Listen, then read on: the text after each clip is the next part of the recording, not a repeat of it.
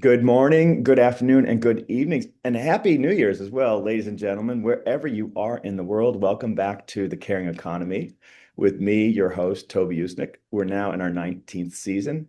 And today, our guest, Darlene Goins, she leads philanthropy and community impact at Wells Fargo and serves as president of the Wells Fargo Foundation, one of the largest corporate philanthropies in the United States. In that role, she oversees strategies that advance housing affordability, financial health, small business growth, and a more sustainable low carbon future for communities across the country. Darlene previously led Wells Fargo's Banking Inclusion Initiative, a decade-long commitment to expand access to households, and earlier guided financial planning philanthropy and investing in efforts that help people reduce debt, build savings, and grow wealth in underserved communities. Trained as an engineer with advanced studies in economic systems, I'm I'm way out of my depth already, folks. And with earlier leadership roles in data and analytics, wow, she brings a rare blend of quantitative rigor and community insight to the work of making our economy more fair, inclusive, and caring. Welcome to the Caring Economy, Darlene Goins. Thank you so much. It's an honor to be here. I'm sure you hear this a lot, but I'm intimidated because you're such a brainiac with all the data and the quant, everything else. I am a self-proclaimed data geek. Do you have to be living, you're in San Francisco, right? Do you have to be? Is it in the water out there? It probably is, but I've always been mathematically and analytically inclined. So Good for you. A great role model too. So, Darlene, we always ask our guests to give us sort of the 3 minute, 4 minute digest of their life. Where did they grow up? How were they raised? Were there any mentors or bumps or pivots along the way? And so over to you. sure. So again, thanks for having me on the podcast. It's really an honor. So I grew up the daughter of a United Methodist minister. So I moved around quite a bit as I was growing up. I lived mainly in Southern California, but a big change for me was right before high school. My dad decided to move us to Harlem in New York in the mid 80s. And Harlem in the mid 80s is not like it is now. So I got to see a lot of socioeconomic disparities in different communities. I got to see firsthand from him and his work about the importance of service to others, the importance of finding one's purpose. Mm. And that's something that's really carried through my entire life. I think of my time at Stanford. I became a member of Delta Sigma Theta Sorority Incorporated, which is a sorority that was founded not only on sisterhood, but also on service. So that's always been very important to me. At Stanford, I studied engineering. As I mentioned before, I'm very mathematically and analytically inclined. And I had a chance to do a lot of different things in my career. I started my career after grad school as a data scientist. I spent some time in project management, product management, sales, always really focused on helping businesses make better decisions through data Mhm. and really driving towards business outcomes and results. And then, about a little over a decade ago, I had an opportunity while I was at FICO. An executive came to me and asked if I could figure out a way to help demystify credit scores for consumers. Yeah. There was a lot of confusion around credit scores in the marketplace at that time. There were educational scores that would give people a different impression of their credit worthiness. And so I developed a program called FICO Score Open Access, through which financial institutions could share FICO scores with their customers for free. In fact, Wells Fargo still does that with our Credit Close-Up product. Really cool. And yeah, and so that kind of awakened in me that service to others, that purpose around really educating people, giving them the data that they need to chart their financial futures. And so I had an opportunity to come to Wells Fargo and first lead our free financial education program, then lead financial health philanthropy, go over into the business, which is now consumer banking and lending. And I led the banking inclusion initiative, and then come back to public affairs a little over 2 years ago to lead philanthropy and community impact and serve as the president of the Wells Fargo Foundation. So that service to others, that purpose, yet still approaching things with that business mindset, that data-driven mindset, is where I am today. And I feel very blessed to be able to do this work. Well, it's very cool. I wonder if you can assess for us the state of financial literacy, particularly for young people. I just finished a book for a client that sadly it won't be published because he didn't want to pay me, but it is written for young people, an ABCs type book. There are organizations like CE. I know we do a poor job, I think, as families and communities and governments to educate people about financial literacy. So the FICO scores are a real issue, I think, but that's Mhm. my view. But I wonder if you might comment on where we've been or where we are vis-a-vis financial literacy. Yeah, so it's interesting because financial literacy, financial education, it's really a life skill that all young people should learn. I think about my 18-year-old son.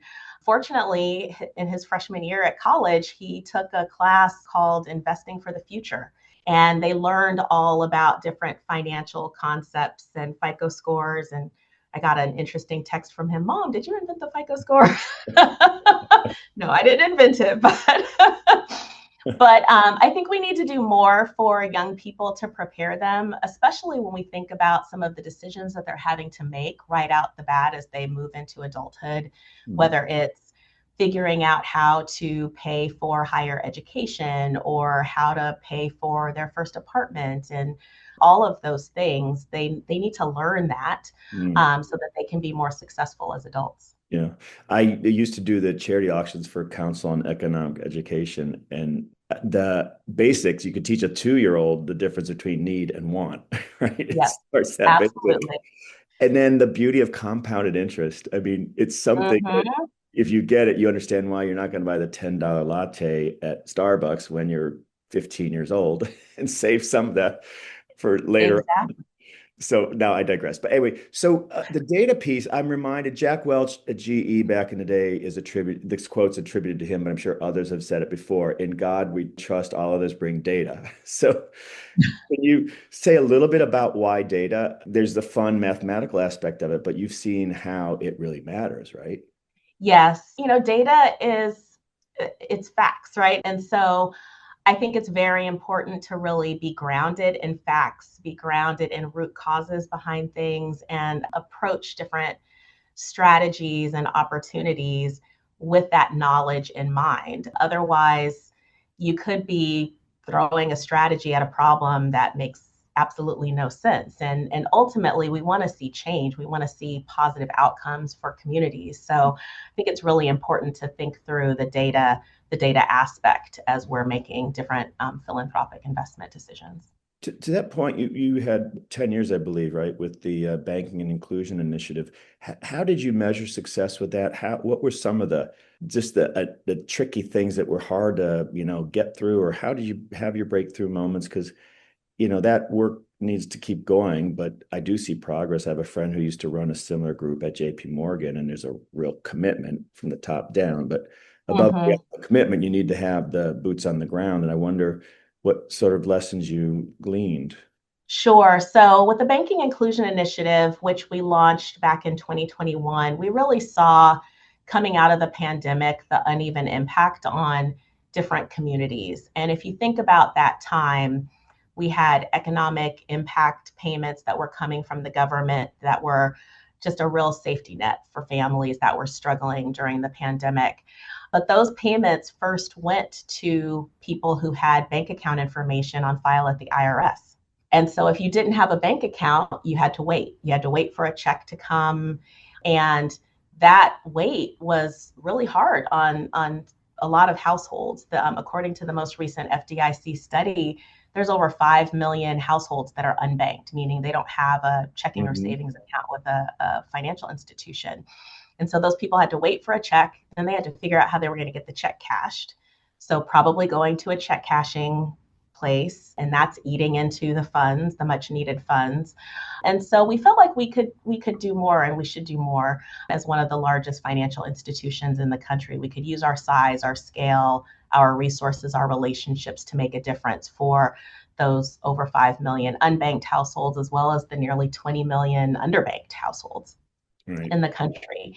And so two main parts of the initiative were around increasing access to affordable bank products and services and really making financial education and coaching more accessible. So on the product side, there's an organization, Cities for Financial Empowerment Fund, that created bank on standards. And those are checking account standards that make the products better for people who may be new to banking or maybe had struggles with banking in the past.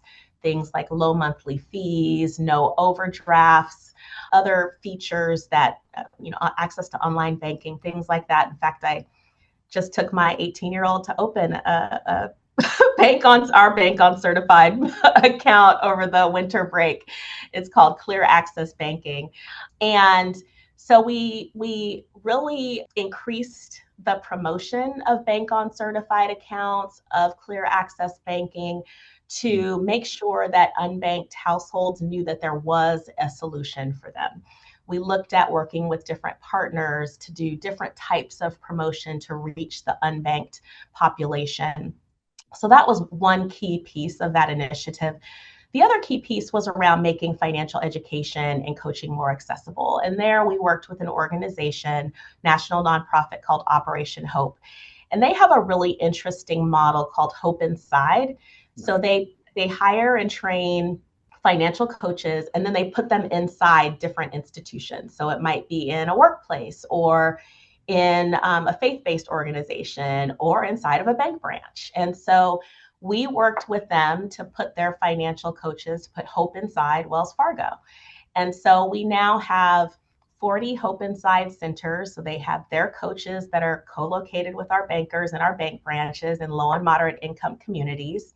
They're able to serve surrounding branches. So they can serve over 150 branches, and you don't have to be a Wells Fargo customer to take advantage of the coaching. But we felt like that was important so that people could get personalized guidance and understanding of their own personal financial situation, and then work with the coach to figure out, do I need to build my credit? Do I need to increase my savings? Do I need to reduce my debt and improve their financial situation overall? I'm smiling in part because I know Operation Hope very well. The book that I mentioned previously, The ABCs of Investing, all the proceeds were meant to benefit them. So I got to know very well until my client decided that it's a longer story, but I'll send you a copy of the draft because it won't see daylight, but it was with the publisher when he decided to pull the plug.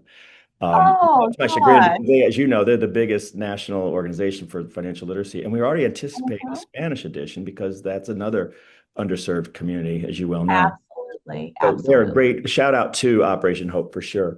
Ladies and gentlemen, if you're listening to the Caring Economy with Toby Usnik today and you're enjoying our 19th season and you're enjoying this conversation with Darlene Goins of Wells Fargo, we're talking about philanthropy, financial inclusion, and building a more just economy. Remember, you can find past episodes and subscribe wherever you get your podcasts. And now back to the conversation.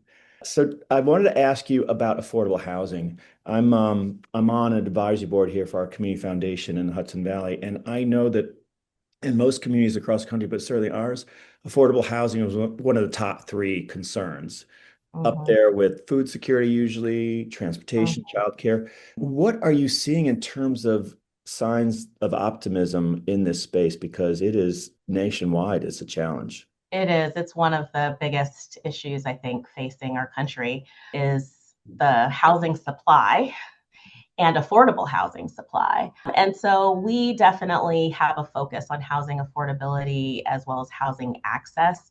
It makes sense because a large part of our business and our corporate and investment bank finances multifamily housing, affordable housing. And so we work very closely with that group. In terms of optimism, I think some of the organizations with which we partner are really thinking about it holistically, right? Everyone should have access to a quality, affordable place to call home, but that's not enough. There's intersectionality with other issues. And so making sure that residents in affordable housing have access to wraparound services is really a key piece of our work.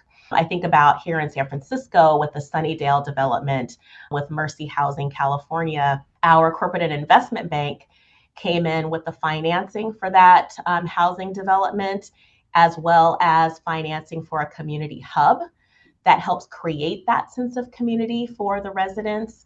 And what we were able to do is bring our philanthropy and layer that on and seed an endowment so that those services provided by that community hub could be provided for residents for years to come. So there's a Boys and Girls Club, there's a daycare center, there's job training resources, there's meeting space, a book nook, so people can really be in fellowship with each other as a community. What's your geographic footprint at Wells Fargo? Is it all 50 states and any international markets? So we're not quite all 50 states, although some parts of our business, maybe in some, from a retail bank perspective, we're fewer than the 50 states. Mhm. But then we also have a big presence in India and the Philippines. We have, I think it's maybe over 2,000 other employees around the world in EMEA and APAC. So we have a wide range of areas, I would say, and we look at our philanthropy in all of those areas.